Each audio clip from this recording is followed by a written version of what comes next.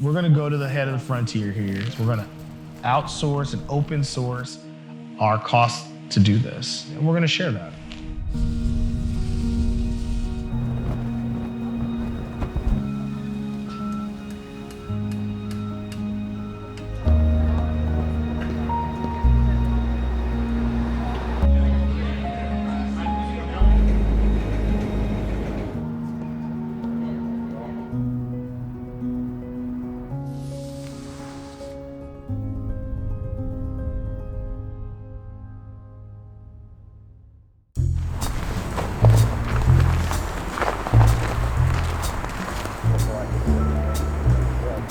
Humboldt Park Passive Living is a multifamily affordable housing development on the west side of Chicago in the Humboldt Park community. It's 60 units of all affordable housing. It's all electric, built to the Passive House standard, and it's the largest passive house development in the city of Chicago's history. We chose Humboldt Park because, frankly, it is a community that's under a great deal of investment pressure. There's a lot of pressure in Chicago coming out of the West Loop and Garfield Park and into kind of East Humboldt Park, if you will, and it's going west very quickly. And so what we wanted to do is kind of put a stake in the ground and say, we're going to create some dedicated spaces that are affordable for the next generation to stay here, regardless of the investment pressures that are there, and they are real. And so while we're going to be here, we might as well do the most sustainable project that's very intentional about being inclusive.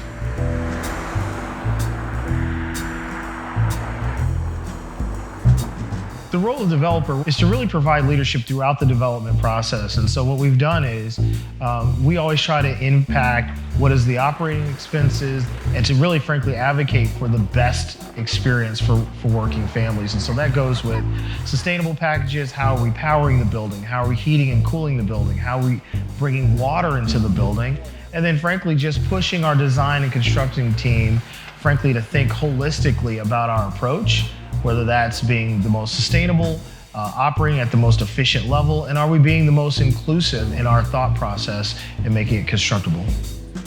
A developer should consider sustainable solutions as a long-term thesis to their investment strategy, because if you're a long-term holder, keeping operating expenses low helps your ability to continue to keep the finances in order, as well as you're going to keep tenants longer if they feel like the building is operating in a manner that is befitting for them. If I can keep your operating expenses 1/3 or a half of your neighbors, then you're probably going to want to stay in one of our buildings versus going somewhere else. And then there's also one of the kind of underspoken topics is the healthy outcomes. If you're in a building that's all electric and there's no gas flowing in the building, those are families that are going to live a healthier and longer life. Why we made the decisions with Humboldt Park Passive Living really is to hyper focus on lowering expenses for working families.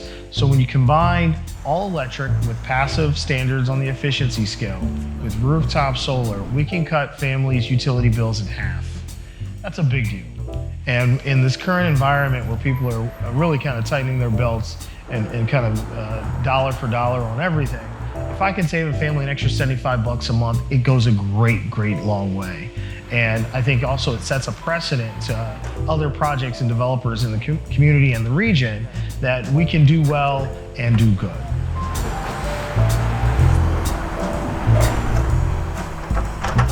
My vision for the Humboldt Park Passive Living impact on the community is a couple-fold. One, what we'd like to see is some of the ancillary and the kind of ripple effect investments happening.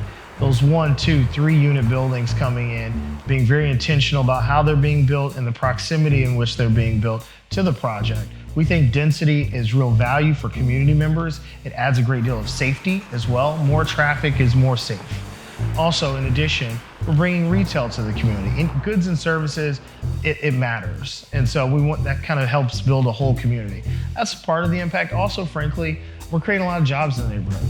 Those are local builders, those are local electricians, there's a local carpenter, local excavating team.